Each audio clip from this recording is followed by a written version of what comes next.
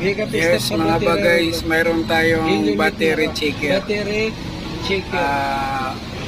Watch battery checker. Basta sa Mga relo Mariga, na na-weak yung simple. battery niya, ito ang Positive na ginagamit. dulo. So yan mga guys, tinest natin. Pag hindi siya Mariga. umabot sa green, Okay. if the needle Sabihin cannot naman sa reach isa. the green, it's bad. Kuwan, dander gusto ko. Yes, Kuwan it's yan. weak. So, Dander. sa pag-repair Ikatlo, ng sabi na ikatlo. watch, pagpalit ng Sudap battery nander. Ito.